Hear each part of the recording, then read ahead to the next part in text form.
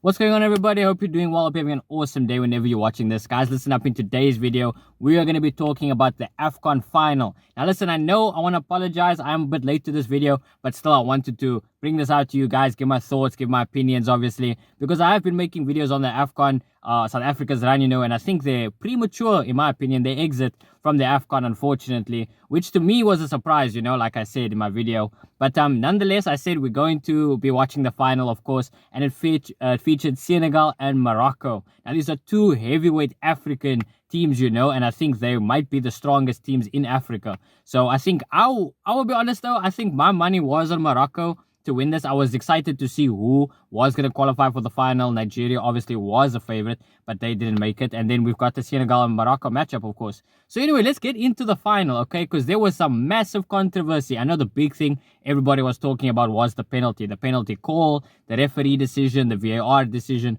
whatever, Now, if we have to have a look at it, objectively, you could say it's a penalty. You couldn't say it's a penalty. I mean, it depends on the rules. Like, I've spoken about this in one of my previous videos about the thing that annoys me the most in football is the inconsistent referee decisions, the rules, calls being made on like pushing and shoving and bodying and things like that, what is what at the end of the day.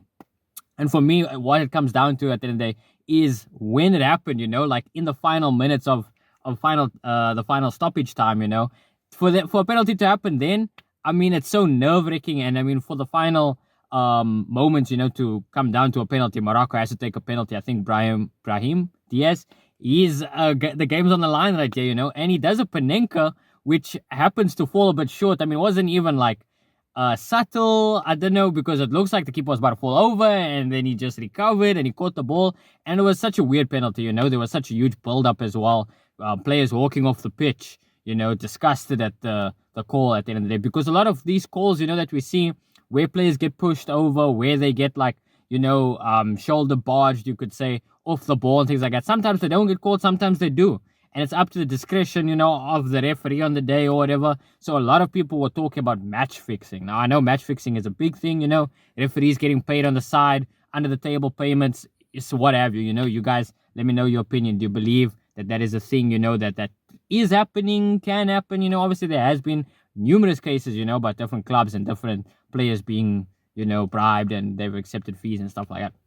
But anyway, I don't want to focus on that too much. Fast forwarding, we go to extra time, obviously, and Senegal is on the attack, and it's not too long afterwards, actually. They clinch a goal, and Pape Gueye was amazing. If you want to score any type of goal, okay, in a final, or you want to score any type of goal in general, that is the type of goal you want to be remembered for, like in a final, to win like the whole tournament, everything like that. Amazing shot, just sneaks under the bar. Beautiful build-up as well, actually stolen. The ball got stolen by Sadio Mane, who has been an incredible player and such a key player, obviously, for Senegal, So it's amazing to see that he was the one who orchestrated it, but he's the one who got the movement going, and it leads up to Pape Gueye scoring. So it's a massive and amazing goal, for Senegal. And they take the cup, It could have been actually 2 goals. There was another moment where they could have gone too clear.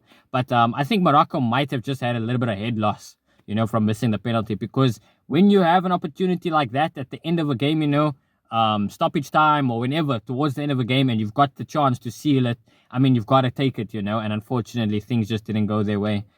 Especially a lot of people are asking about the penalty style, the choice, was it something that he should have done? Should he have gone more for a clinical, traditional classic penalty, just placing one of the corners, kick it really hard past the keeper instead of trying to, finesse or trick his way for a goal. But that's gonna do it for this video, guys. Not much to say on the AFCON final. I'm a little late to the party, so I do apologize for that. But I will say that this does make me a bit more excited, for the World Cup coming around the corner, for all the international teams to clash, seeing what happens in that tournament. It's gonna be exciting, to say the least. But yeah, thank you so much, guys, for watching. Apologies also for not uploading at all last week. There was a bad gap, I just like disappeared there for the week. But we're gonna try and be motivated again to post, continuously and consistently, of course. So I thank everybody for sticking by. Thank you for all the subscriptions, follows, likes, shares, comment, all of that, guys. And yeah, this AFCON has been a great tournament, so I'm excited for the World Cup. Like I said, I can't wait to see what happens in there. But I'll catch you guys in the next one. Take care, have an awesome day. Bye bye.